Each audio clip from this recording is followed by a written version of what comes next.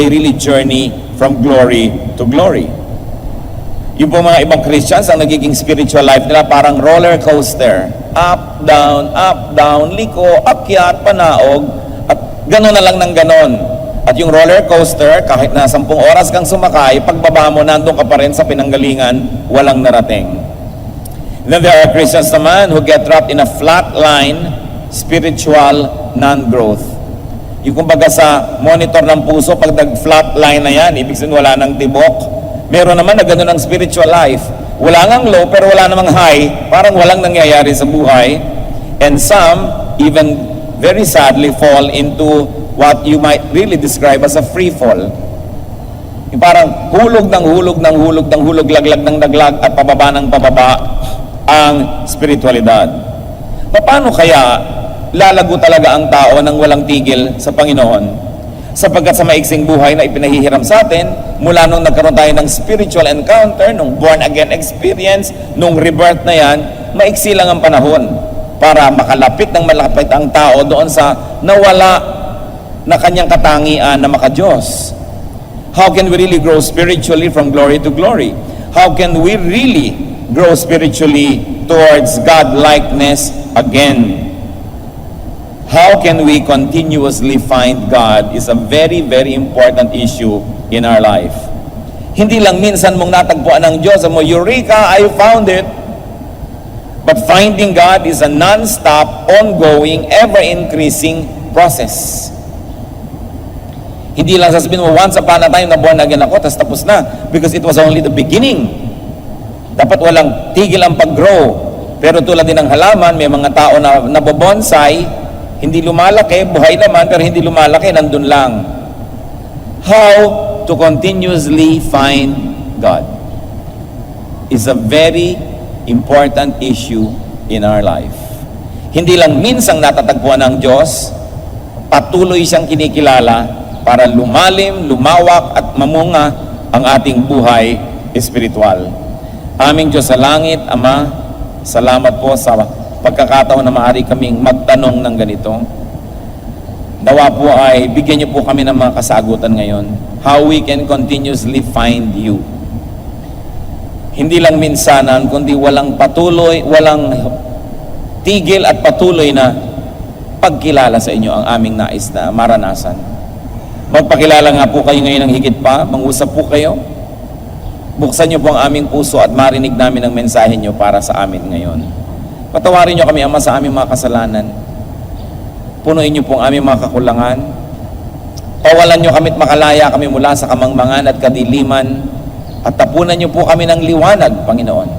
Nang sa ganon, lalong maging malinaw sa amin kung paano pa kayo kikilalanin sa araw-araw. Mangusap kayong may kapangyarihan, O God. Protect us from all works of evil, from presence of evil men and evil spirits, from the malicious plans of evil against us. Protect us even from our own ignorance and our own shortcomings. Fill our hearts with your presence. Sit on your throne of power, O God of heaven, and give blessings to your people. In the name of Jesus we pray. Amen. How to continuously find God? Well, bago pag-usapan yung continuously finding God, well, find God first. Yun ang unang-una. So first things first, find and have the kingdom of God. Find and have the kingdom of heaven in your heart. Because this is the center of the teachings of Jesus, the kingdom of heaven. At pinaulit-ulit na ito po ay lagi kong kinukot sa mga tao dahil ang priority natin kung minsan hindi yung priority ni Jesus. Ang priority niya is the kingdom of heaven.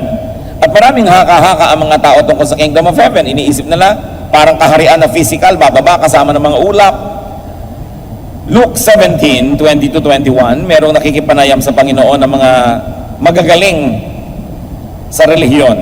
Once having been asked by the Pharisees when the kingdom of God would come, Jesus replied, "The kingdom of God does not come with your careful observation, nor will people say, 'Here it is,' or 'There it is,' because the kingdom of God is within you."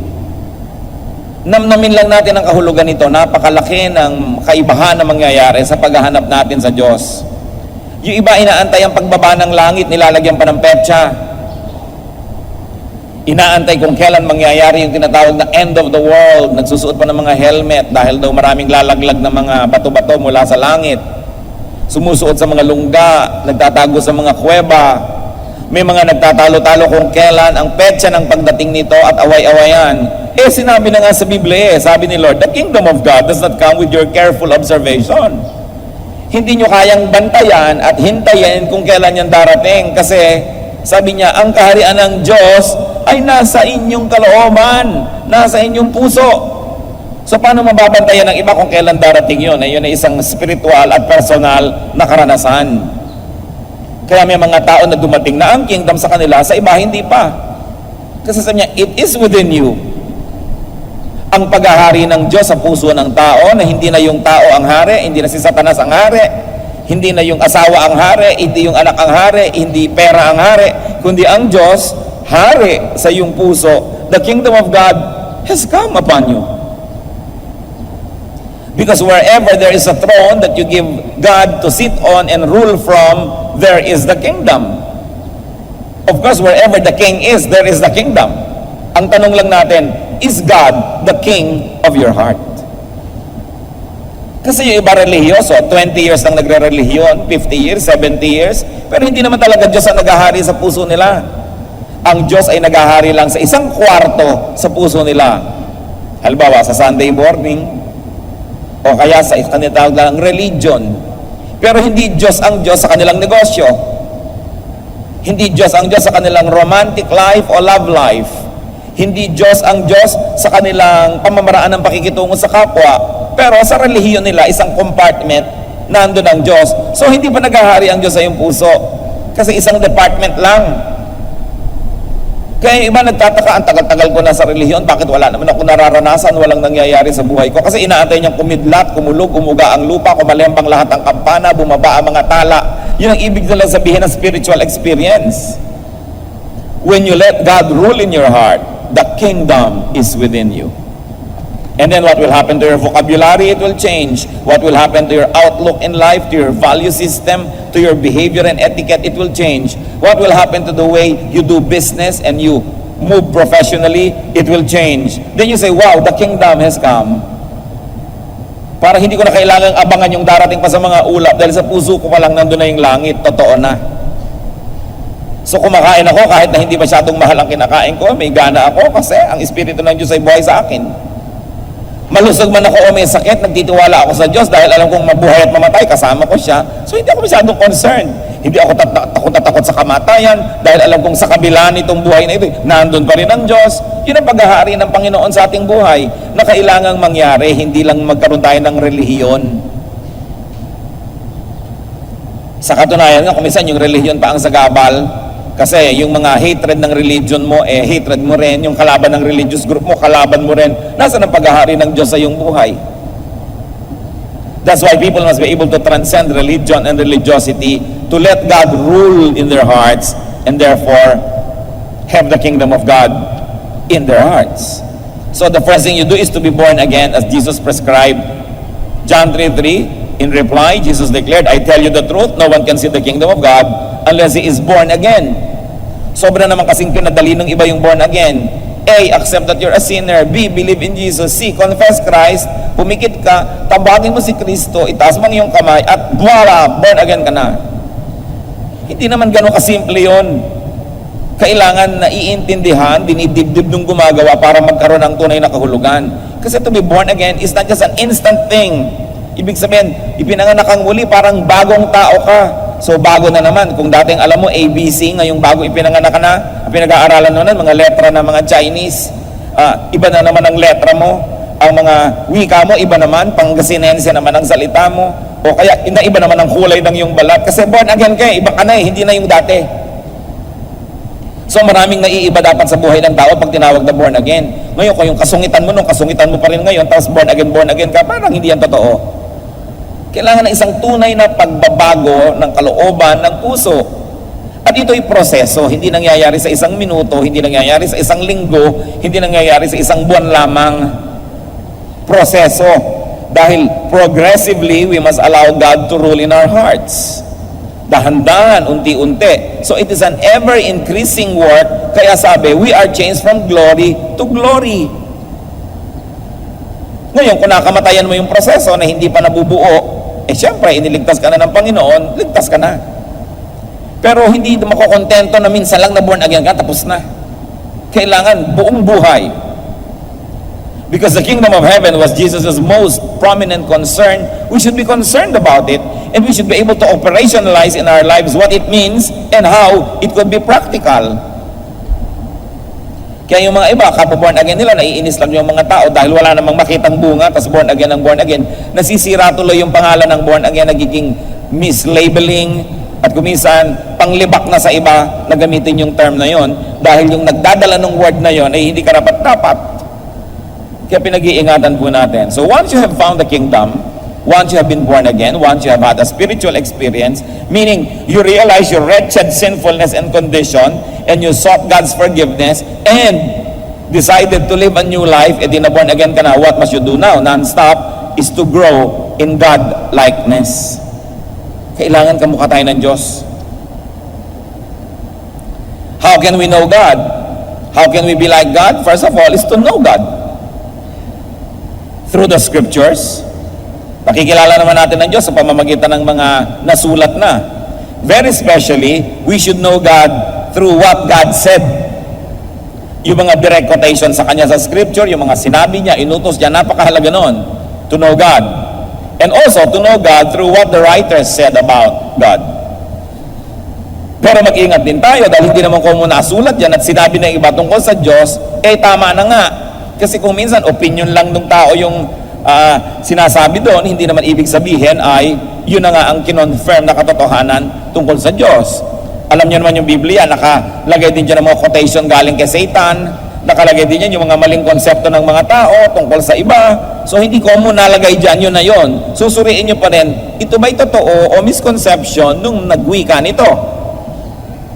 Katulad ni Paul at si Silas, napagkamalan sila na mga Diyos ng Greek mythology. So hindi ibig sabihin naging Diyos nga sila, pero nakalagay doon, tinawag sila na ganito't ganon. So sabihin natin, ay mali yung tumawag. Tulad po sa Psalms, napakarami dyan mga prayer na, Diyos ko, durugin mo po mga kaaway ko, ubusin nyo po sila, pulbusin nyo po sila. Because the Psalm is a record of people's prayers. Some of those prayers are probably not right. It's just a record of how they prayed. So ikaw ngayon, sa pagkakilala mo sa Diyos, susuriin mo yung mga prayer doon. Paano ang prayer na ito ay hindi ganito ang sinabi? Dahil ang sabi ng Panginoon later, di ba, don't wish harm for your enemies, love your enemies, do good to those who persecute you. Pero ipapalay mo, durugin nyo po ang mga dikdikin nyo po, pulbusin nyo ang aking mga kalaban. Ganyan yung mga ibang prayer doon sa Psalms. Hindi naman common naka-record doon, ibig sabihin, kokopyahin mo na yon. Kaya kailangan nauunawaan mo, what is the central core of God's teachings, and then by that central core, you measure all other things that you read in the Bible. And you say, itong opinion na ito ay hindi in accordance with the revelation. It's not in accordance with what God says in this verse. So, hindi common na doon, nakita mo, kokopyahin mo ng buong buo kasi si Satan, nandyan din ang mga quotations niya. Kaya isang halagang pag-aaral. So, know God through the scriptures. And then know God through your godly action. Through your deeds. Do what God did and do what God does, and then you will know Him. Gaano karami sa inyo na ang dentista ngayon, na naunawaan nyo lang yung tatay nyo na dentista nung araw, nung naging dentista na kayo?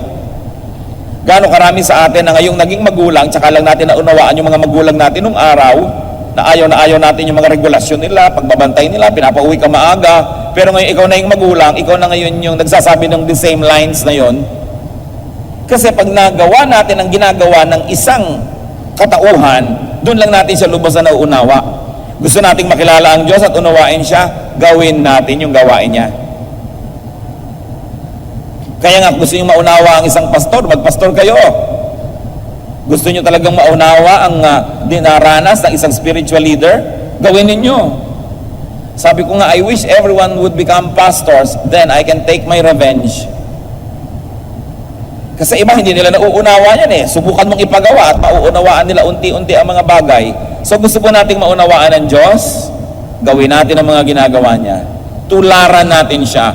At habang nilalandas natin yung kanyang tinahak na yun, sabi natin, ay, ganito pala talaga, ngayon nauunawaan ko. 1 Peter 1:16, be holy because I am holy. That is the requirement of God. You want to be God-like? You want to know me? Be like me. John 14:12, anyone who has faith in me will do what I have been doing. This is what Jesus said.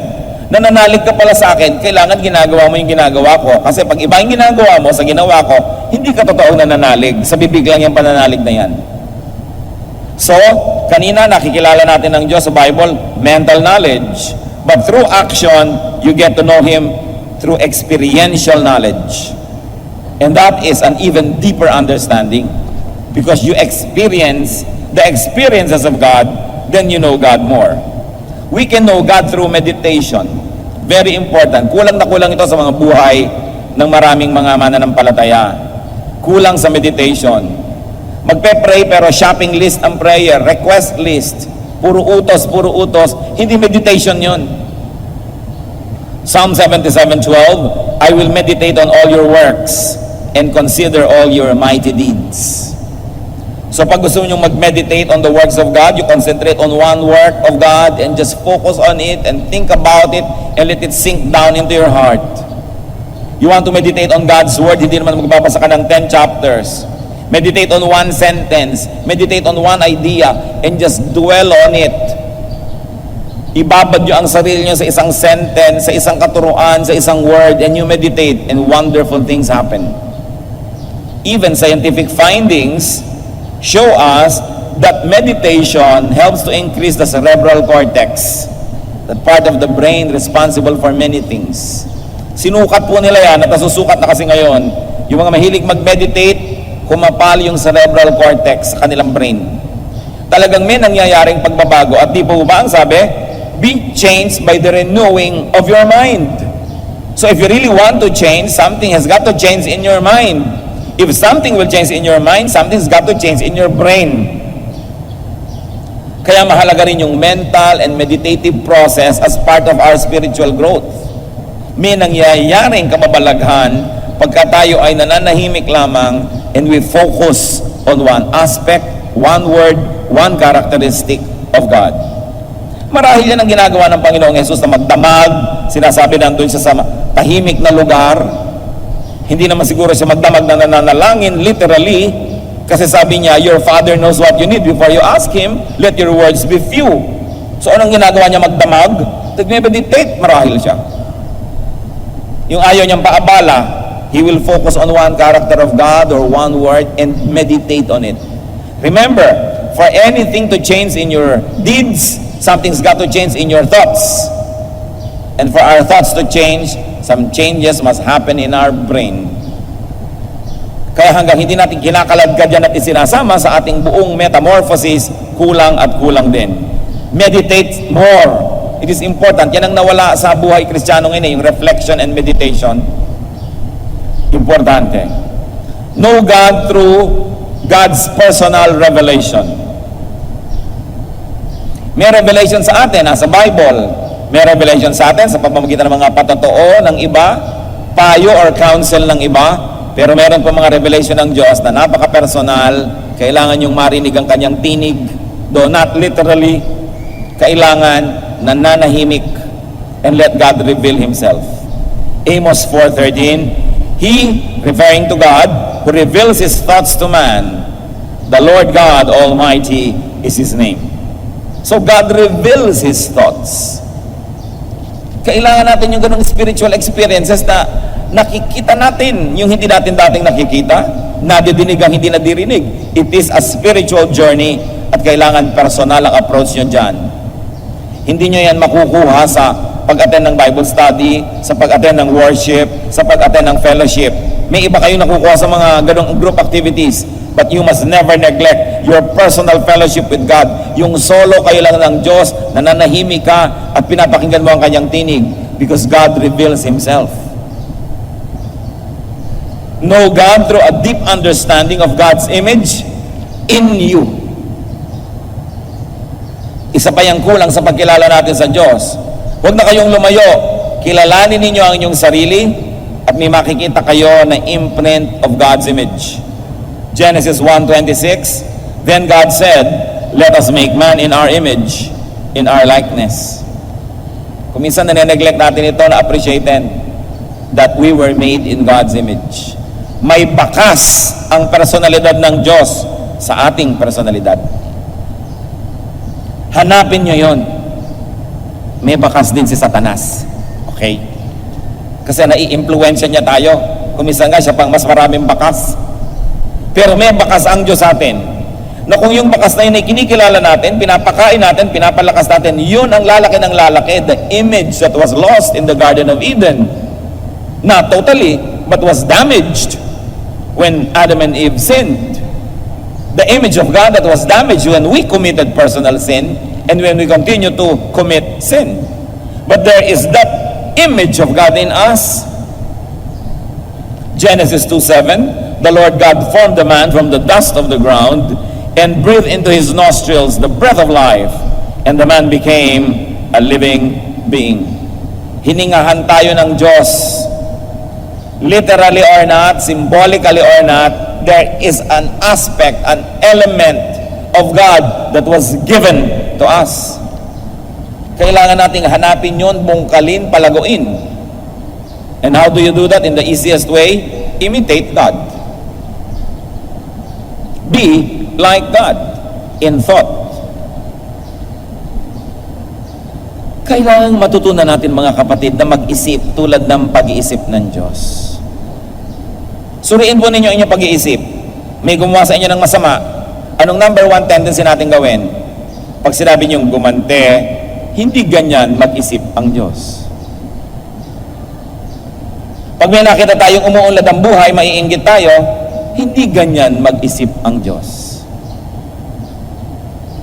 Pagka may nakita tayo na pag-iiwanan na tayo, gusto natin siyang hilahin pababa, hindi ganyan mag-isip ang Diyos. May nagugutom, meron ka namang maibibigay, hindi ka nagbibigay, hindi ganyan mag-isip ang Diyos. Paano tayo magiging kawangis ng Diyos kung hindi muna tayo mag-iumpisang mag-isip tulad niya? Kaya gawin niyo mga kapatid yan na habit. Sabihin niyo lagi sa sarili niyo, pagka medyo nag-iisip kayo na medyo Satanasya, sasabihin mo, hindi ganyan mag-isip ang Diyos. Pagka hindi ibinibigay ng mister niyo ang buong sweldo, sabihin mo, darling, hindi ganyan mag-isip ang Diyos. Diba? Pagka naman kinukupitan kayo ng asawa niyo at ibinibigay sa kamag-anak, sasabihin mo, dear, hindi ganyan mag-isip ang Diyos. No? Pagka sinasabi sa inyong overtime, hindi naman pala sa mo, hindi ganyan mag-isip ang Diyos. Napakahalaga, lalong-lalo kung sa sarili natin i-apply Pag medyo naiinggit-inggit ka na, naiinis ka na, nababahuan ka na doon sa katabi mo at gusto mo siyang palayuin ang ubod ng layo, hindi ganyan mag-isip ang Diyos. Mula nga sa langit, pumunta siya sa lupa, nakisalamuha sa mga taong tulad natin. Pagka may kapatid ka, magmamanahan kayo, naghihingalo ang nanay ninyo, nag-aagawan na kayo, sabi niya, hindi ganyan mag-isip ang Diyos. Pagka lang lagi ang naalala natin yon, we will be able to imitate God. Remember, the best way to imitate a person is not only to imitate his looks, but to imitate the way he thinks.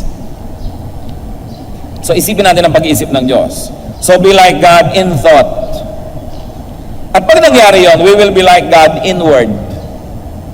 Sa pagsasalita, magiging maka-Diyos. And of course, we will be like God in action. Mga kapatid, yung action at saka word, ang pinagsisimula lang nun, yung thought. Bantayan nyo lang ang inyong thought. Wala na kayong ibang dapat bantayan pa. Because everything else will follow. When you think like God, you will automatically be like God. You don't have to be watchful about everything else. John 14:12, I tell you the truth, anyone who has faith in me will do what I have been doing. This is Jesus speaking. He will do even greater things than this. Sabi niya, naniwala kayo sa akin, gagawin niyo lahat ng ginawa ko. Sa katunayan, mas marami pa kayong gagawin. Mahihigitan niyo pa ako. Kasi sandali lang ako may ginawa, kayo matagal. Sabi ni Lord, naniniwala kayo sa akin? Higitan niyo ang mga ginawa ko. No, hindi niyo huwag naman higitan niyo yung pagpapapako sa krus. Kanya lang yon. Yung kabutihan niya sa mga kapuspalad, yung pag-unawa, pag-intindi, pagtuturo at pagtutuwid niya sa mga naliligaw ng landas, yung pakikasalamuha niya sa mga sinners and tax collectors and publicans. Hindi ko mo relihiyoso, lumalayo sa taong ganon. Nakikisalamuha siya dahil siya ay salt of the earth, light of the world. Tularan natin siya. Kung minsan ang layo-layo na natin kay Jesus. Ang layo-layo na natin sa isa pa nating hinahangaan na si John the Baptist. Ang mga relihiyoso sa daang nakaraang panahon hanggang sa ngayon, pag sinuri nila yung kanilang behavior, lifestyle, and religious activities, ibang-iba sa ipinakitang halimbawa ng Panginoong Jesus. Meron pa mga nagtatanong, Pastor, papayagan ho ba natin pumasok dito yung mga naka-jogging suit? Dahil naglalaro-laro dyan, magwo-worship. Bakit naman hindi? Sa palagay nyo kaya kung darating dito si Jesus ngayon, nakakurbata? Kung darating kaya ngayon dito si John the Baptist ay nakabarong Tagalog, mga jeprox nga sila nung panahon nila. So bakit hindi? Pero hindi, wear your Sunday best. Yan ang ngayon ang culture ng church. Although hindi naman masama, ha? Pag naaalala ko na, naku, para kayo mga long sleeve at para mga ibuburol, kulang na lang bulak sa ilong. Yun daw ang pagharap sa Diyos. Well, hindi yun masama. Hindi ko yun kinokontra. Presentable kayo, mabuti. Pero huwag niyong husgahan, yung gusgusin na dumarating. Kung yun na lang ang damit nun. At para sa akin, kasi naman hindi siya umaten, kahit ano na lang, dumating siya dyan, huwag lang siyang hubot-hubad dahil baka naman tayo magambala. Pero huwag hinuhusgahan ng tao sa itsura, sa ganyan. Diba? Sasabihin pa natin, linggo dapat Sunday. May linggo ba sa langit? God is timeless. But it's nice to wear your best so that you look good for God. But don't judge people who don't share your opinion about dressing.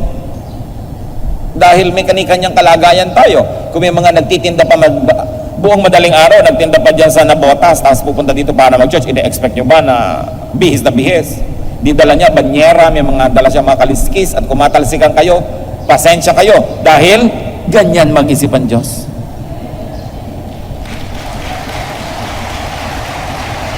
Hindi yung puro kaartehan na lang ang relihiyon, puro mga itsura, puro mga form. It's important to go back to the basics. No? Sabi ni Lord, gagawin niyo yung mga pinaggagawa ko. Ano ba mga ginawa niya? Hindi ba't naglilinis ng lambat yung mga mangingisda? Uupo siya sa bangka at makikituro siya doon. Hindi naman siya humingi ng pulpito. Nakisalamuha siya sa mga tao. Hinihipo niya yung patay, hinihipo niya yung may ketong, pinupuntahan niya yung mga possessed, nakikipagkwentuhan at kumakain siya sa dulang ng mga makasalanan. Kaya yung marami sa atin, mas maarte pa kaysa kay Jesus. Kaya dapat balikan natin yung basics. And in this area, when we move like God, we fellowship with God at work. And there's no better fellowship than to fellowship at work. Kaya kahit yung mga social workers, meron silang mga immersion. You have to immerse yourself in this community, in that group, para maunawaan mo sila. Si Lord nag-immerse sa tao, hindi lang siya nag-utos mula sa langit, bumaba, nagturo sa tao, nag-immerse. Ganun din ang dapat nating gawin. Matuto tayong makisalamuha. So you want to continuously find God? Return to the image of God in you.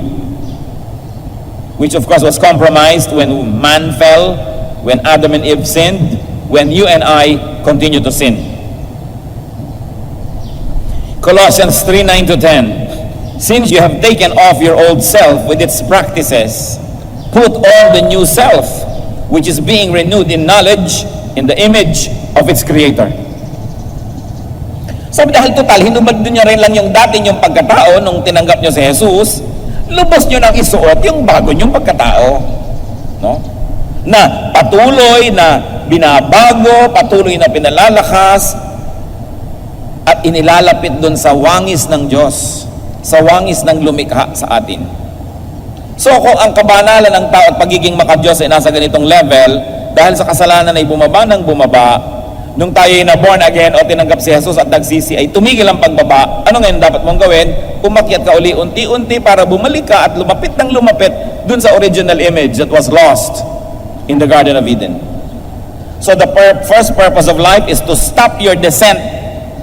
Pigilin ang pagbulusok pababa.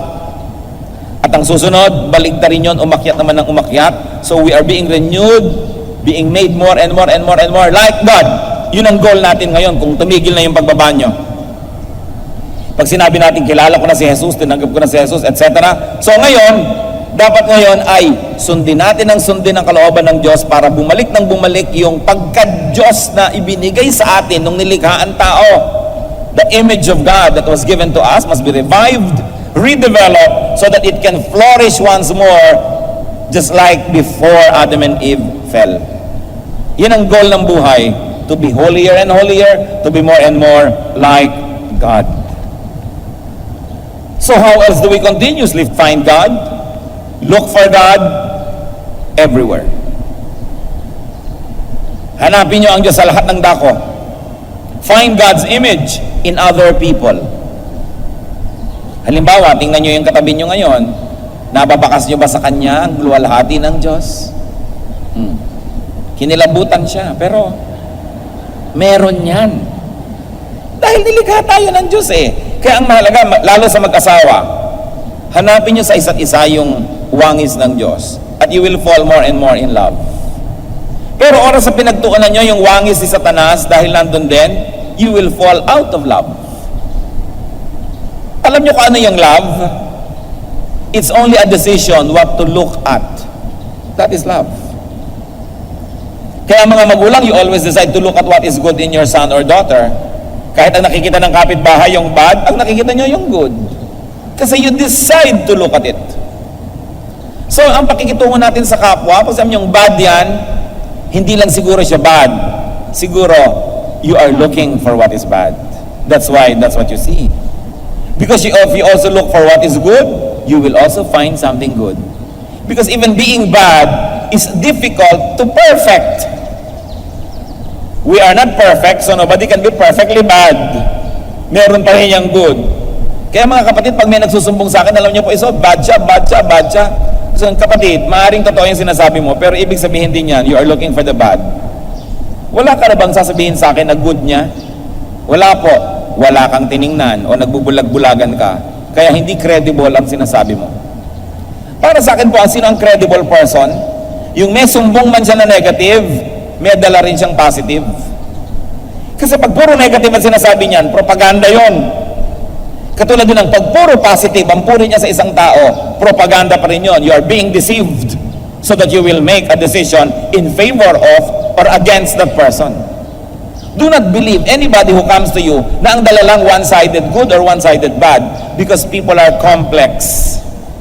Inside us, there's some good, there's some bad. What you feed and what you develop will become the master. Pero meron pa rin yun na nandun na another personality na maliit lang yung papel niya. So what you look for in people also tells you about your kind of eyes and your kind of heart. So, hanapin natin yung mabuti. You want to find God? Sabi ng iba, saan ko po ba hanapin ang Diyos? Hindi ko na mahanap. Look for God's imprint on people. Tingnan nyo ang mga tao sa paligid nyo and you will find parts of God's character. You will find God's gifts. You will find God's power. There are people who are very powerful when they speak. That comes from God. There are those whose personalities are so powerful they can move others, especially to positive action. That comes from God. Look for people's creativity. May ang galing sumayaw, ang galing tumugtog, ang galing magpinta, ang galing magkarpentero, ang galing mag-repair ng kotse, ang galing magtanim ng halaman. Galing yan sa Diyos, because all creative talents are from God. Look for beauty, because God is God of beauty. Then you will find God in people. And when you do that, praise God. Sobra ka nang nagbubulag-bulagan pag hindi mo nakita ang presensya ng Diyos sa lahat ng bagay. Kung ikaw nga ay microbiologist, tingnan mo sa mga microscope, nandun ang work ng God. Kung paano yung mga molecules ay umaayos-ayos. Even sa physics, sa chemistry, makikita mo yung mga electrons, protons na nag-iikutan in order para mga planeta na may mga orbit na sinusunod. You know that there is a grand designer. God is everywhere. Kaya kailangan nating tingnan. What you do not have, you find everywhere. Only you do not look at the right places. So it is important. Sabi sa Philippians 4:8, finally, brothers, whatever is true, whatever is noble, whatever is right, whatever is pure, whatever is lovely, whatever is admirable, if anything is excellent or praiseworthy, think about such things. We are a product of how we think. Kaya mga tao, kuminsan tumataas masyado ang presyon, bumibilis ang tibok ng puso, ang pulso, nagkakasakit-sakit, kasi may sakit ang paraan ng pag-iisip nila. Sick thoughts render sick bodies. Kaya pati yung mga gagaling, kailangan sa isip nila magbago ng pag-iisip. Hindi yung mga inom sila ng inom halimbawa ng pampakalma, tapos ang iniisip nila lahat ng pampainis. Hindi katatabla ng gamot. Masisira ang gamot sa iyo. Kasi nasa pag-iisip yan. Meron naman, lalo mga matatanda na bilib sa isang doktor, may sakit, magpapadoktor, nagbibihis pa lang, dadali mo sa doktor, gumagaling na. Kasi nananalig. Yung pag-iisip natin, yan lang ang makonquer natin. Ikaw na ang makapangyarihang tao sa balat ng lupa dahil yan ang pinakamahirap supilin. Pero when you think positive thoughts, beautiful thoughts, godly thoughts, sumusunod ang inyong katawan. Subukan nyo, halimbawa ngayon, exercise. Lalo yung mga seloso at selosa at hindi nyo kasama ngayon na inyong kabiyak. Isipin nyo may nakakandong sa kanya ngayong iba. Sige, isipin nyo. Hindi ba nag-iinit ang tenga nyo na? No? Kumukulo na ang dugo nyo. Iniisip nyo pala yun, hindi pa yun totoo. Pero pag totoo na sa inyong isip, kasunod na yung inyong katawan. Kaya yung pag-iisip, yan ang kinokontrol. Be transformed by the renewing of your mind. Pero, kaya yung mga iba, subukan yung pumikit. Mag-isip kayo ng napakagandang tanawin, mga lunti ang bundok, mga ibong humuhuni, mga batis na sumasayaw sa paligid ng mga bato. Di ba napapangiti kayo at nare-relax? Word pa lang yung naririnig nyo sa akin, ha? O hindi nyo pa nakikita yung totoong bato? This is the power of words. Kaya pag may narinig kayong salita na sinabi sa inyo, lalo yung minura kayo, para kayong nakuryente, para kayong tinamaan ng kidlat, may talab. Word lang yon, sound waves. That's why we should control the words. We should control the thoughts. This is where the battle happens in our mind. Pag natalo ka na sa isip, talo na, kasunod na lahat yan. Dahil ang katawan, sumusunod lang yan sa isip. So sabi, our battle is not against powers, but against principalities in the air, against the unseen forces, which lay claim to our thoughts. That's why it is important to control, to discipline the way we think. At sabi, ano daw ang isipin? Whatever is true, noble, right, pure, lovely, admirable, excellent, praiseworthy, think about such things. And may I say, apply this when you think about your husband or wife, about your mother or father, about your son or daughter, about your daughter-in-law, about people at the office, people in your school. Think about these things. Kailangan nating palitan ng pag-iisip tungkol sa tao. Because our thoughts have mysterious ways of becoming real. And very importantly, in our search for God, find God's image in creation. It's a challenge and a wonderful journey of discovery. Find God in nature. Hindi naman ibig sabihin yung dahon dasambahin mo dahil nandun ang Diyos. Tingnan niyo yung gawa ng Diyos doon sa dahon. Makikita niyo na may gumawa niyan. Find God in natural phenomena, in the heavenly bodies. Find God in cells and molecules. If you're a chemist, find God in chemistry, or in physics, in mathematics, in biology, in the arts, because the imprint of God is everywhere. Romans 1:20. For since the creation of the world, God's invisible qualities, His eternal power and divine nature have been clearly seen, being understood from what has been made, so that men are without excuse. Pag tinitingnan natin ang mga pyramids of Egypt, bagamat kalansay na lang yung natira, sabihin natin, ang galing naman ang gumawa nito. Pag tinitingnan natin yung mga ivory carvings from China, hanggang kalit-liitan, may kubo dun sa loob, may tao, dun sa tao mayroon pa siyang kuto, nandun lahat. Ang galing naman ng mga Chinese na gumawa nito. Pag tinitingnan mo yung mga tela na hinabi ng mga Maranao, ang galing-galing naman nilang gumawa ng mga color combination. Paano mo makikilala ang lumikha? Tingnan mo yung nilikha. Paano mo makikilala ang isang musician? Tingnan mo yung nilikhang musika. Paano mo makikilala ang isang speaker? Tingnan mo kung paano siya magsalita at anong ginawa niya sa kanyang material. Paano mo makikilala ang isang arkitekto? Tingnan mo yung ginawa. Paano niyo makikilala ang Diyos? Hindi kayo kailangan lumayo. Tingnan niyo ang lahat ng ginawa niya. That's why we must have respect for the environment. Respect for the cleanliness of our planet. Dahil Diyos ang gumawa niyan. At pag sinira natin yan, tayo rin ang nawawalan. How else will you find God? Kasi remember, our topic is continuously finding God. Kasi pag may God dito, may God doon, may nakikita mo lahat, you cannot help but be godly. Plant godliness in people's hearts. Sabi nila, kung ano po ang inyong tinatanim, siya ang inyong inaani. Gusto niyo mapaligiran kayo ng godly words? Magtanim kayo ng godly words sa inyong mga kasama. Gusto niyo maligid kayo ng mga Kristiyano? Plant Jesus in people's hearts so they become Christians. Gusto niyo maligid kayo ng kabutihan? Gumawa kayo ng kabutihan dahil itinanim niyo yon, bubunga yon. 2 Timothy 4:2, preach the word. Be prepared in season and out of season. Correct, rebuke, and encourage with great patience and careful instruction. Bakit po ang mga Kastila, pag nagpupunta sa Pilipinas, at sa katunayan ay patuloy silang nagbibigay ng mga grants para i-preserve ang Intramuros, i-preserve ang mga lumang mga simbahan, ang mga fortresses, ang mga lighthouses. Bakit? Ba't ang mga Kastila ngayon, kahit saan pumunta sa Pilipinas, makikita nila yung mga simbahan, yung imprint ng kanilang relihiyon. Bakit? Kasi nagtanim sila dito ng daang taon. Daang taon sila nagtanim. Kaya kahit saan ka tumingin ngayon, ang center, focal point ng ating mga plaza, mga simbahan Katoliko. Diba? Sa ating architecture, mga bahay na bato, yung mga ginawa ng period na yun, kasi ang dami nilang itinanim eh. Bakit kahit saan ka na lang ngayon pumunta, nag-i-English sa mga Pilipino? Kasi itinanim ng mga Amerikano yung wika nila sa lahat ng elementary schools sa buong Pilipinas.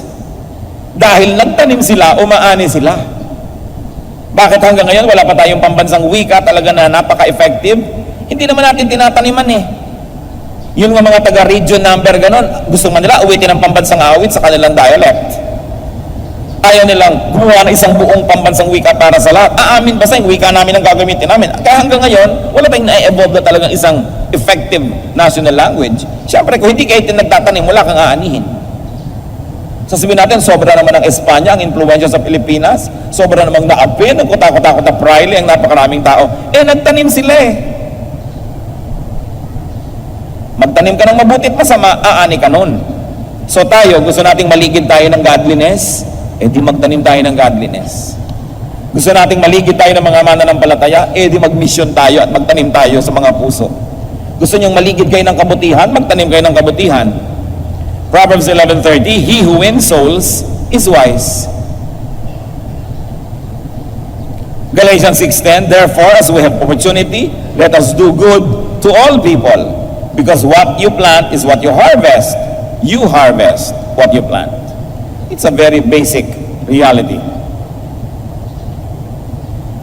Galatians 6:7, a man reaps what he sows. Kung anong itinanim, aanihin. So when you replicate your godliness in other people, when you plant the word of God, when you do good deeds, eventually you will see God everywhere. And you will see God in everyone's heart. So you want to continuously find God, exalt God everywhere. Purihin siya. Itaas ang kanyang pangalan kahit saan. Worship God anywhere and everywhere. John 4:21 and 24, Jesus declared, believe me, woman, a time is coming when you will worship the Father, neither on this mountain nor in Jerusalem. God is spirit, and his worshipers must worship in spirit and truth. So when we worship everywhere, then God's glorious presence will be everywhere. No believer of God must feel alone, because God is always around. Psalm 139:7-9. Where can I go from your spirit? Where can I flee from your presence? If I go up to the heavens, you are there. If I make my bed in the depths, you are there. If I rise on the wings of the dawn, if I settle on the far side of the sea, even there your hand will guide me. Your right hand will hold me fast. In other words, saan man ako magpunta, O Diyos, naroon po kayo. God is everywhere. Something is very wrong if people do not find God. If people do not find God, it only means that they close their eyes, they refuse to see God, because the imprints of God's presence are everywhere. Matthew 7:7, seek and you will find. At yan po ang gusto kong iwang tanong sa ating lahat. Are we seeking God?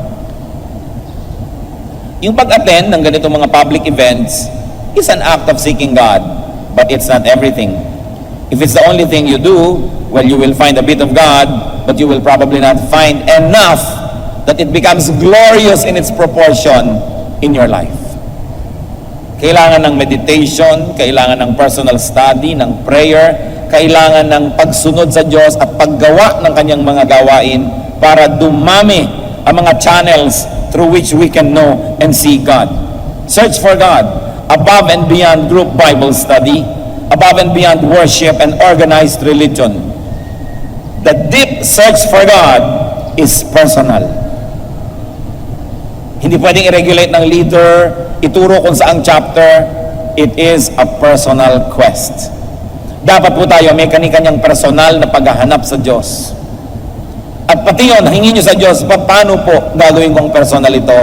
Dahil sabi niya, ask and it will be given you. Seek and you will find. Knock and the door will be open to you.